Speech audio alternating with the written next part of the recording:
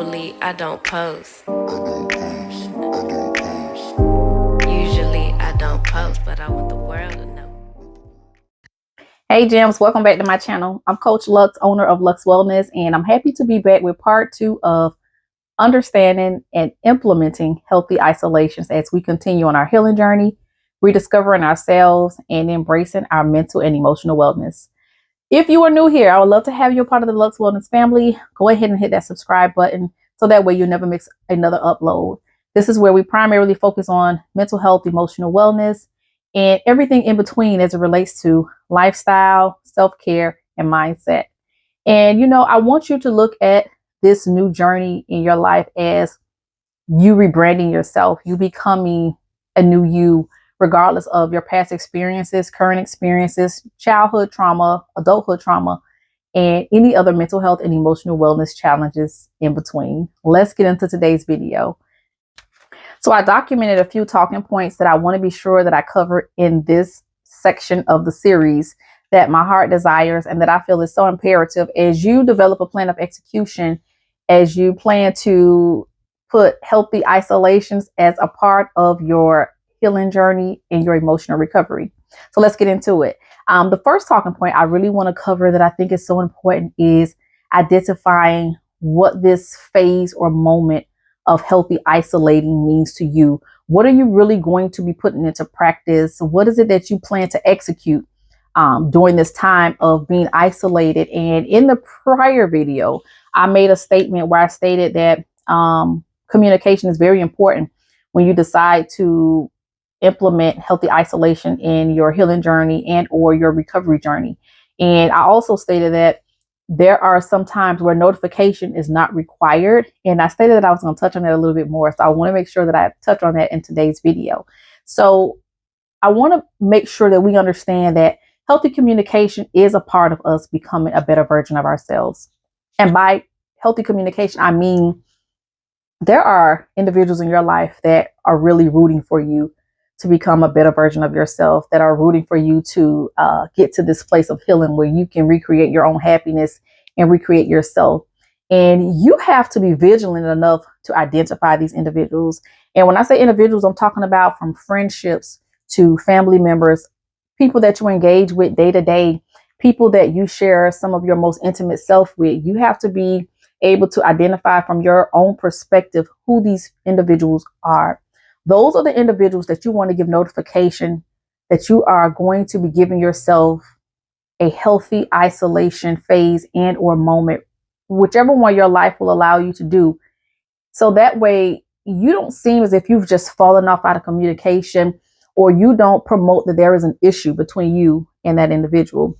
When I look at friendships, especially now that I'm getting older, and I have had experiences where people that I thought would be in my life for a lifetime, right, and meaning to the end of time, would be around because we were friends. We shared a friendship. We went on a journey of life together. We've shared some of the most intimate moments in our lives together, and we have just been there for each other, rooting each other on, doing growth, professional development, personal development, through raising children. And all of a sudden this person just stops talking to you. It's kind of disheartening, and it's also disappointing. And not to say that you should be putting other people's feelings before yours, because that is not exactly what I'm saying at all.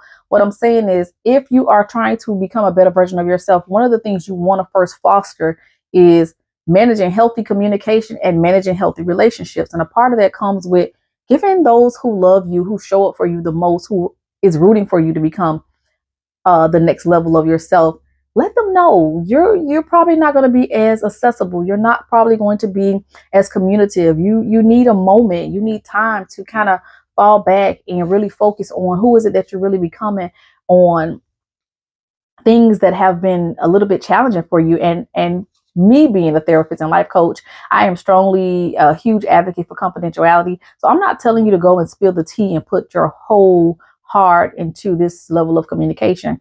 I'm saying don't leave individuals who are really, really sincerely for you at the blind side. And I can remember when I've been through this with individuals, like I said, who I really cherish their friendships And it really felt like a divorce, right? When they kind of fell off the scene.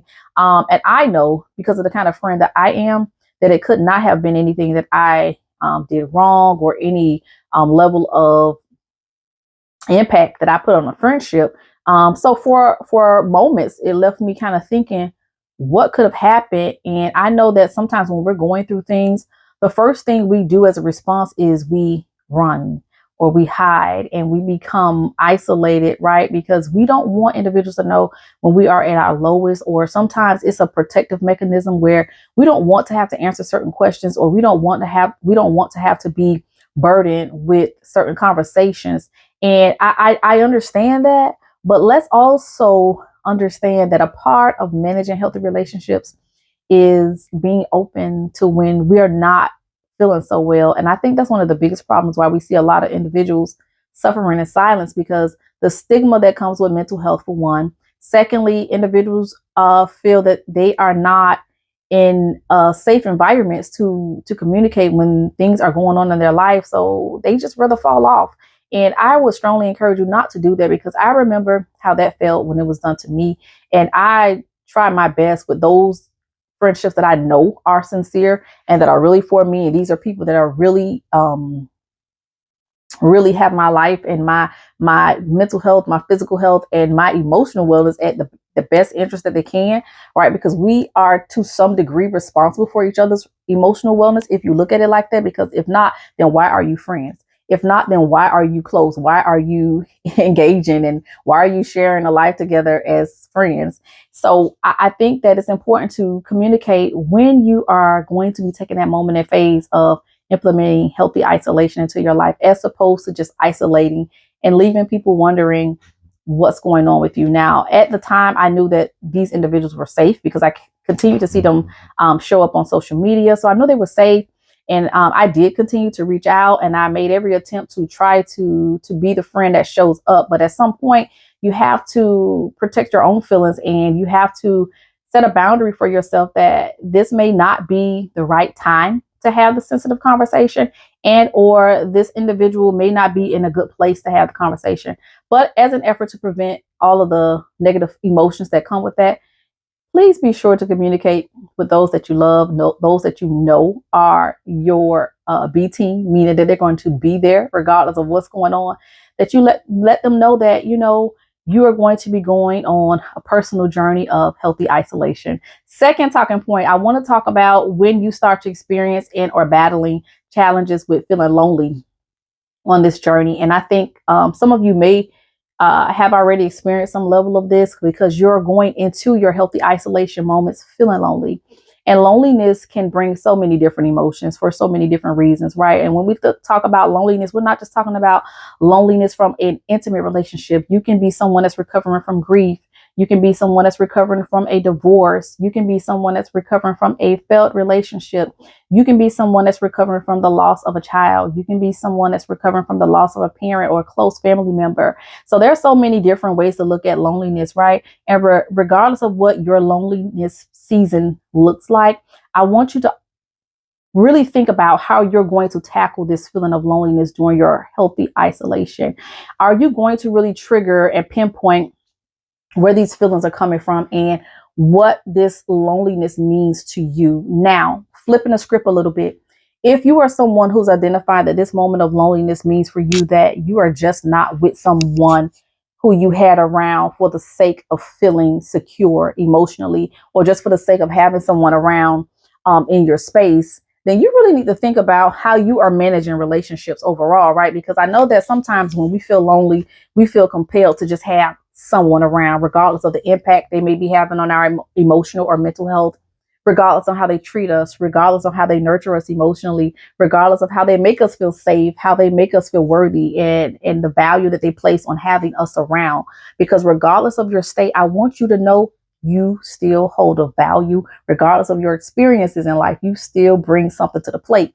And when we think about those things during this moment of healthy isolation, because this is your moment to build your self-awareness and self-reflect, I want you to ask yourself, am I lonely, or am I becoming comfortable with self? And becoming comfortable with self is such a beautiful thing. If you look at a lot of the influencers on YouTube and Instagram, you're starting to see a lot of women now talk about solo dating. And I'm going to just be honest with y'all. I am married and I still believe in solo dates because I still need to ensure that I'm staying in tune into myself because I wear so many different hats. I am an influencer, a new influencer. I am a professor in higher education. I am a therapist, life coach, and mom, daughter, friend, and everything else in between, right? So I need to make sure that I'm still staying in tune into myself. So it is such a beautiful feeling when you can be comfortable with being with self. So if you are someone that's learning how to become comfortable with self, a few things I want you to reflect on is, am I putting myself in a position to settle for individuals that I know are not meaningful for my emotional health or my mental health for the sake of just having somewhere to belong? All right, that's a deep question. And that's the question that if I ask this question in sessions with clients, this is one of the questions that a lot of individuals sometimes struggle with because we don't really identify what is our reason for being engaged with certain people, friendships, events, individuals who seem popular. We don't know why sometimes why we just continue to have that need to have somebody around, right? Because it's something that we probably don't think about on a day-to-day basis. But this is your opportunity. I want you to think about, are you comfortable with self and what does your loneliness mean to you?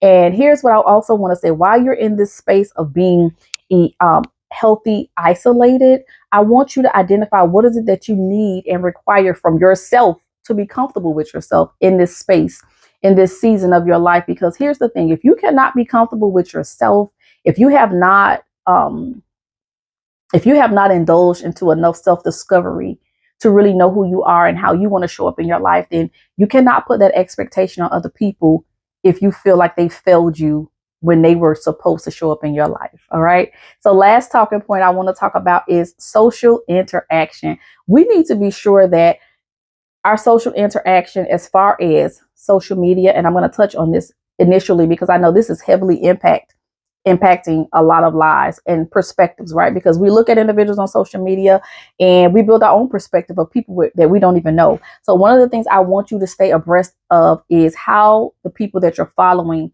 is impacting your mental health and your social emotional intelligence. So one of the things I strongly believe in is following individuals that impact me, inspire me, and uplift me in some kind of way, as opposed to following individuals that I may not be emotionally strong at yet to watch. So if you are someone that's trying to work on certain aspects of your life, you don't want to follow individuals that are going to make you feel less than, that it's going to decrease your self-esteem, that's going to decrease your self-worth. You don't want to follow individuals that's going to be a trigger for you, or that is posting negative content of something that you may have experienced that you are not emotionally tough yet to deal with. You don't want to follow individuals on social media platforms that are entertaining and or bringing discussions that are still hurtful to you or harmful to your emotional wellness and your mental well-being. You may not be in a place where you want to follow individuals that make your self-esteem seem top tier, bigger than what it is, when really you are in a good place within yourself. But now you're second guessing yourself and you're questioning yourself because of the people that you're following. What I would like for us to do is be able to redirect the way that we see certain people on our social media platforms that we follow, because you follow them for a reason.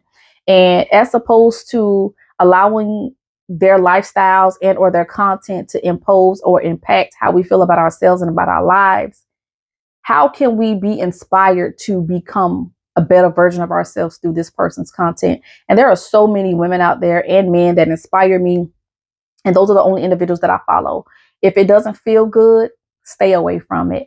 And listen, I'm hoping that this has given you an opportunity to really think about who you are in this season of your life and how you plan to continue to navigate through your healing journey, your emotional wellness journey, as you continue to rediscover who you are, redefine your worth, and put yourself in a mindset to know that you have to trust yourself and that healthy isolation is a good isolation, and that you are worthy. And during this time of being isolated in your healthy isolation phase or moment, because remember I said you may be someone who can only give yourself moments of healthy isolation. You may be someone who can only give yourself a few times out the week of isolation, because we are all wearing so many different hats. We're in so many different roles in our lives and have so many requirements on us. You may not be in a place where you can just give yourself a whole phase. Be patient with yourself. Show yourself grace, because regardless of if you're giving yourself a phase or moments, these are still beneficial to your emotional wellness and your mental health well-being. I will see you all in the next one for part 3. And I am hoping that you are inspired by today's video. See y'all in the next one.